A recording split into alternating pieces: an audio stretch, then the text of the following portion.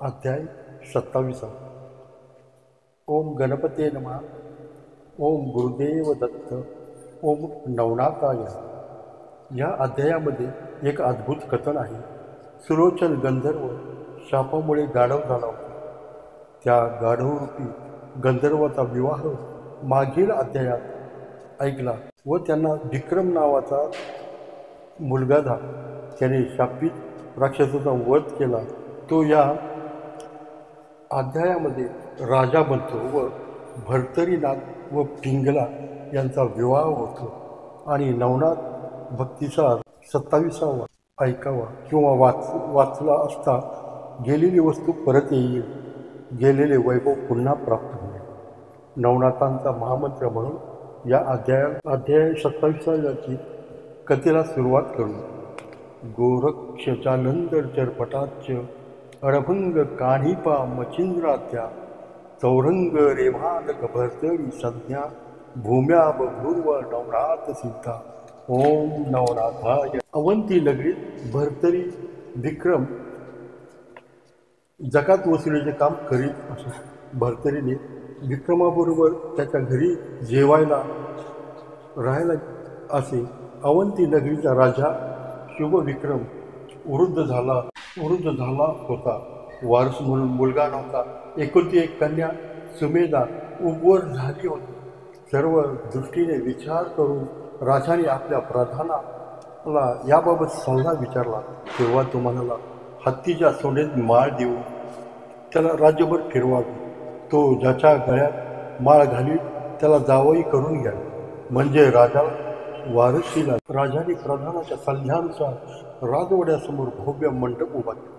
सर्व प्रतिष्ठित श्रेष्ठ त्याप्रमाणे राजघराण्यातील पुरुष वर्गाला निमंत्रण केले. मांडव गच्च भरला.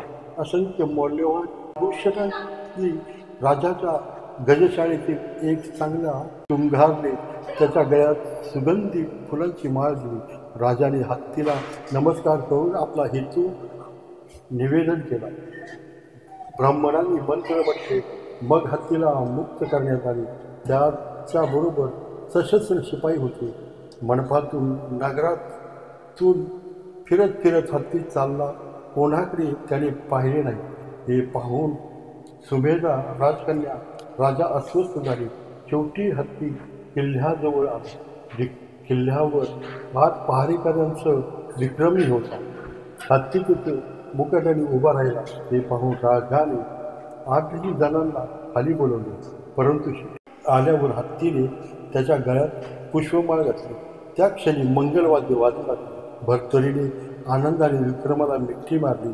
विक्रमाला वाजत गाजत सन्मानाने हत्तीवर बसवून राजवाड्यात आणले. भर्तरी धावत घरी गेला. त्यांनी सत्यवती कमट कुंभार यांना सर्व हकीकत सांगितली व त्यांना घेऊन तो राजवाड्यात आला. विक्रमाच्या कुटुंबातील लोक पाहून राजाला विक्रम कुंभार आहे काय अशी शंका आली. त्याने प्रधानाला ही गोष्ट सांगितली. प्रधानाने कमठाला बाजूला घेऊन विक्रमाचा परिचय विचारला. कमठाने विक्रम सत्यवती व सुलोचन गंधर्वाचा पुत्र असल्याचे सांगितले. सत्यवती ही मथुरेचा राजा सत्यवर्मा याची कन्या आहे. हे ऐकून राजाला आनंद झाला. तो कमठासह सुमंत प्रधानाला घेऊन मथुरा नगरीत गेला. अवंती नगरीचा राजा गुब विक्रम आपल्या भेटीला आलेला पाहून राजा सत्यवर्माने त्याचे राजधर्माला अनुसरून राजेशाही पद्धतीने स्वागत केले. कमठाने येण्याचा हेतू सांगितला. सत्यवर्माने सत्यवती आपली कन्या असून तिचा शापित सुलोचन गंधर्वाशी कसा विवाह झाला हे सर्व सांगितले. शुभ विक्रम राजाची शंका दूर झाली. त्याने सत्यवर्मा राजाला अवंती नगरीत येण्याची विनंती केली. सत्यवर्मा अवंती नगरीस आला. सत्यवती कन्येची भेट घेतली. विक्रमाचे भाग्य पाहून परस्परांना आनंद झाला. मोठ्या थाटाने समारंभपूर्वक राजा शुभ विक्रमास राज्याभिषेक केला. आपली कन्या राजकुमारी सुमेधा बरोबर त्याचा विवाह करून दिला. नंतर राजा सत्यवर्माने आपले मिथिला नगरीचे राज्यपद विक्रमाला दिले. दोन्ही नगरीचा राजा विक्रम झाला. त्याने भर्तरीला युवराज पद दिले. दोघे एकमेकांच्या विचाराने राजकारभार करीत. प्रजा त्या दोघांवर अतिशय प्रसन्न होती. भर्तरीला पाहून प्रधानाच्या मनात आपली कन्या पिंगला त्याला द्यावी असे वाटू लागले. परंतु भर्तरीच्या जाती धर्म आई वडील घराणे यासंबंधी प्रयत्न करूनही काही माहिती मिळेल. शेवटी त्याने प्रत्यक्ष भर्तरीला याबद्दल विचारले तेव्हा आपण सूर्यपुत्र आहोत असे भर्तरीने सांगितले. प्रधान म्हणाला, तर पण आपल्या विवाहासाठी सूर्य देवांना बोलवा. पिता पुत्राच्या विवाहासाठी ते तत्परतेने येतील.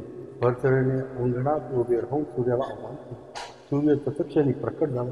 त्याने प्रधानाला भर्तरीला आपली कन्या देण्याची सूचना केली आणि लग्न समारंभ मी आलो तर उपस्थितांना ताप सहन होणार नाही म्हणून विक्रम राजाचा पिता सुलोचन याला वरकर्ता म्हणून पाठवून देईन असे सांगितले.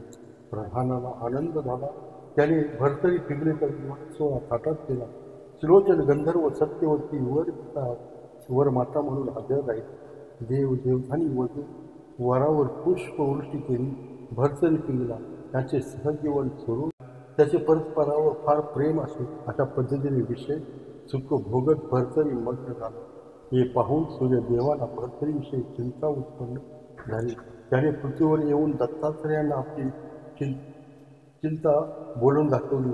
गुरु महाराज, अगस्त्याने भर्तरी माझे 2 पुत्र अगस्त्यने साधना करून परमेश्वराची प्राप्ती करून घेतली. भर्तरी मात्र भोगविलासा मग्न आहे. आपले कर्तव्य ही विसरला. याला काय उपाय करा? दत्तगुरू म्हणाले, मित्रा, योग्य वेळ येताच मी भर्तरीला त्याचे कल्याण आणि त्याच्यामुळे जगाचे कल्याण करण्याचा मार्ग दाखवेन. मी त्यांना नाथपंथी करून त्रैलोक्य कीर्तिमान करेन. माझ्या आशीर्वादाने तो चिरंजीवी होईल. तू त्याबद्दल व्यर्थ चिंता करू नकोस. एकदा भर्तरी शिकारीसाठी वनात गेला असताना दत्तात्रेयांनी युक्तीने त्यांना भेट देऊन योग्य तो बोध केला. 12 वर्ष संसार केल्यावर संन्यास घेण्याचे वचन त्याच्याकडून घेतले. भर्तरीला उपदेश करून स्वतः कोण आहे याची जाणीव करून दिली. ओम श्री गुरुदेव दत्त. अशाच नवनाथांच्या कथा ऐकण्यासाठी आपल्या चॅनेलला लाईक, सबस्क्राईब आणि शेअर करा. ओम गुरुदेव.